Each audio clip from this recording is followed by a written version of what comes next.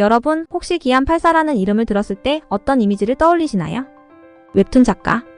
방송인? 아니면 우리 주변에 있을 법한 엉뚱한 친구? 기안84가 한 번은 방송을 통한 강연에서 이렇게 말한 적이 있습니다. 열심히 하라는 얘기는 못할 것 같고 돈은 많이 벌어야 된다. 살아보니 돈은 필요하더라. 필요 없다는 사람은 멀리해. 위선자다. 정말 엉뚱하죠?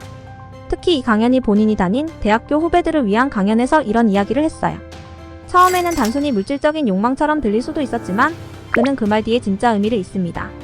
돈이 있어야 자신이 하고 싶은 창작 활동을 지속할 수 있고 자신이 좋아하는 사람들과 주변 사람들에게도 도움을 줄 수 있다는 의미였죠. 또한 사람들이 돈으로 행복을 살 수 없다고 하잖아요. 그 말은 맞는 것 같으면서도 틀린 말이에요. 돈이 많으면 기본적인 걱정이 없어지거든요. 예를 들어서 밥 걱정, 월세 걱정 그런 거요. 그런 걱정 없으면 사람이 훨씬 더 자유로워지기 때문에 기안84는 돈을 많이 벌어야 한다고 말한 것 같아요. 그리고 이 철학은 그의 회사 운영 방식에서도 그대로 드러납니다. 기안84는 자신이 설립한 회사에서 직원들에게 업계 최고 수준의 복지와 대우를 제공한다고 합니다.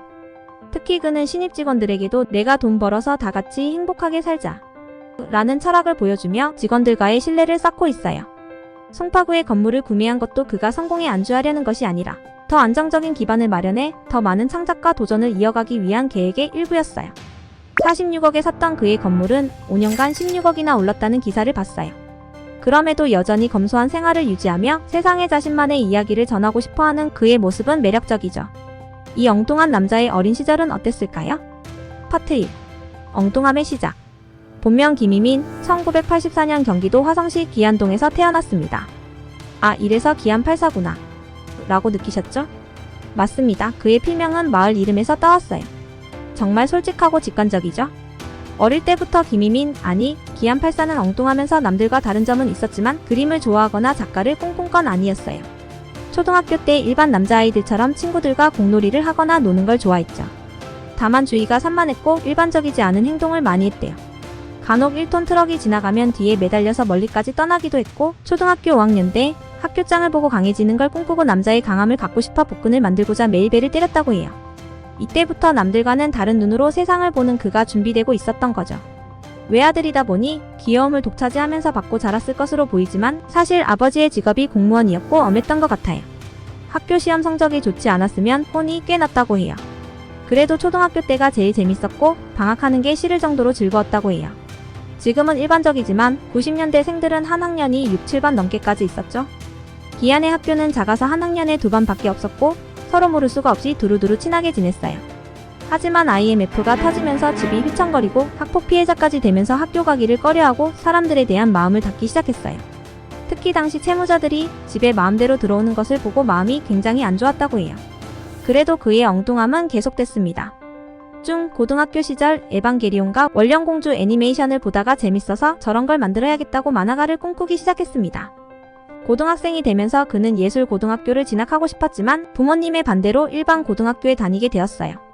그러나 그림 그리는 걸 멈출 수는 없었죠. 학교 수업 중에도 교과서 대신 노트에 만화를 그리며 자신만의 캐릭터와 이야기를 만들어 나갔습니다. 친구들이 이거 나중에 진짜 만화책 나오는 거 아니야? 라고 했을 때 그래 난 만화가 될 거야 라고 외치던 그 모습이 아직도 떠오른다고 해요. 군대 전역 이후 디시인사이드라는 커뮤니티에 자신의 의경생활을 참고해 부조리와 암울함의 극치인 의경생활의 노병가라는 작품을 웹툰으로 시작합니다. 이때 반응이 꽤 올라오는데 그걸 재미있게 느낀 기안은 제대로 작정하고 야후 카툰 세상에 연재해요. 그리고 때는 2010년 10월 1살 많은 또 다른 웹툰 작가를 만나 반지하에서 같이 자취를 하기로 합니다. 가진 건 쥐뿔 없어 보였지만 본인도 없었고 같이 웹툰 작가라는 꿈이 있었기에 살기로 해요. 그의 이름은 이말년. 이 쥐뿔도 없는 둘은 훗날 어떻게 성장할지 몰랐습니다. 파트 2. 웹툰 작가. 이미 아시는 분들은 많겠지만 둘의 자취생활 에피소드는 많죠. 하지만 정작 자취한 기간은 8개월뿐인 거 아셨나요? 당시 홍대 스타일 인테리어에 관심 생긴 기안은 부엌에 있던 장판을 제거해버리고 에폭시를 까려고 했어요. 그걸 본 이말년, 당시 여자친구인 소맘이 에폭시가 몸에 안 좋다고 말하면서 장판 없는 채 계속 생활했죠. 그래서 부엌만 가면 먼지가 그렇게 날렸다는 이야기가 있어요. 또 다른 이야기는 야후 카툰 세상에서 계속 연재하던 기안은 당시 노병가 이후 기안단 편선을 그리고 있었어요. 하지만 반응이 너무 없었고 그걸로 좌절에 빠진 기안은 이용자 수가 적은 야후 때문이라고 생각하죠. 그리고 네이버에서 연재하는 걸 꿈꾸고 있었어요. 그렇게 네이버병에 걸리고 말죠. 네이버에 연재하기 위해 청소년의 성장을 다룬 여러 만화의 기획안을 제출하였지만 거절당하자 대략적인 틀만 완성된 상태였던 패션왕을 제출하여 해당 작품으로 연재를 확정지었어요. 근데요, 패션왕이 한 번에 성공한 건 아닙니다. 초기에 네이버 웹툰의 작품을 제안했을 때 거절당했던 적이 한두 번이 아니었대요. 너무 엉뚱하고 그 시절 웹툰 스타일과는 동떨어졌다는 혹평도 받았죠. 하지만 그는 포기하지 않았습니다. 당시 그는 이거 안 되면 닭공장 간다 라고 농담 반 진담 반으로 말했다고 해요. 그만큼 진지했죠.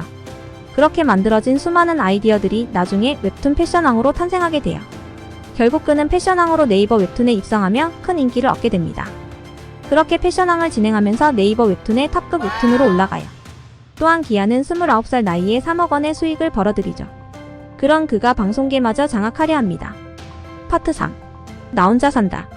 기안84가 방송인으로서 대중에게 널리 알려진 건 바로 MBC의 나 혼자 산다 덕분이죠. 사실 처음에 그는 방송 출연을 많이 망설였대요. 난 방송에서 웃기지 않을 것 같은데 라며 고민했지만 주변에서 야, 내가 하는 대로만 하면 되지, 뭐 네가 얼마나 재밌는데 라며 그를 밀어붙였다고 합니다. 그리고 나서 우리는 그가 TV에 나와 어리숙하고 솔직한 모습으로 웃음을 주는 걸 보게 됐죠. 최근 박나래와의 썸 발언은 정말로 핫한 화제였어요. 이전부터 두 사람의 열애설이 있었는데 루머처럼 조용해졌었죠. 하지만 직접 박나래가 썸이 있었다고 밝히며 다시 두 사람 관계를 주목받고 있어요. 두 사람은 방송에서 서로의 진솔한 모습을 보며 조금씩 친해졌고, 특히 지난 2018년 박나래, 기안84 등 나 혼자 산다 멤버들은 배우 다니엘 애니의 초대를 받아 미국 LA로 떠난 바 있어요. 그 시기 썸이 있었다고 해요. 그들의 썸이 실제 연애로 이어지지는 않았지만 여전히 그 둘의 케미는 많은 팬들의 사랑을 받고 있죠. 이렇게 엉뚱한 기안이 의외로 도전을 즐기는 거 아시나요? 파트 4. 끊임없는 도전. 기안84는 끊임없이 새로운 도전을 즐기는 인물입니다.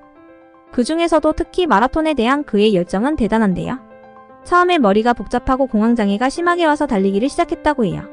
처음에는 한 번도 완주를 못하고 중도 포기한 적도 있었지만 꾸준히 연습하며 결국 마라톤 완주를 해냈습니다. 그는 인생도 한 걸음씩 나아가는 게 중요하다라며 마라톤을 통해 끈기를 배웠다고 했어요. 아무리 공황장애 약을 많이 먹는다 해도 근본적인 치료가 안 돼 마라톤을 시작했는데 최근 뉴욕 마라톤 풀코스까지 완주했죠. 뿐만 아니라 그는 예술에 대한 열정도 여전히 불타오르고 있습니다. 지금의 기안84는 웹툰 작가로서는 활동을 안 하고 있지만 팝아트 작가와 방송인으로서 여전히 활발히 활동 중입니다. 그는 단순히 유명해지기 위해서가 아니라 자신의 이야기를 더 많은 사람들과 나누기 위해 노력하고 있어요. 그리고 지금은 회사까지 설립해 더 많은 사람들이 자신의 꿈을 이룰 수 있도록 돕고 있답니다. 그는 스스로를 그저 하던 대로 하는 사람이라고 말하지만 그가 보여주는 솔직함과 엉뚱함은 우리에게 큰 감동과 웃음을 줍니다. 그는 언제나 자신의 이야기를 세상과 나누며 사람들을 웃게 하고 때론 생각하게 만들어요. 이렇게 엉뚱하지만 묘하게 멋진 인생을 살고 있는 기안84, 어떻게 보셨나요? 그는 실패를 두려워하지 않고 때로는 실수투성이인 모습조차 그대로 받아들이며 살아가는 사람입니다. 그게 바로 기안84가 주는 가장 큰 매력 아닐까요? 인생이란 언제나 완벽할 수 없고 실수도 넘치지만 그 안에서 자신의 이야기를 만들어 나가는 거, 그게 기안84가 우리에게 전하는 메시지일지도 모릅니다. 앞으로도 기안84의 새로운 도전을 기대하며 우리 모두도 각자의 이야기를 만들어 나가봅시다. 구독과 좋아요 그리고 알림 설정 꼭 부탁드려요. 그럼 다음에 또 만나요.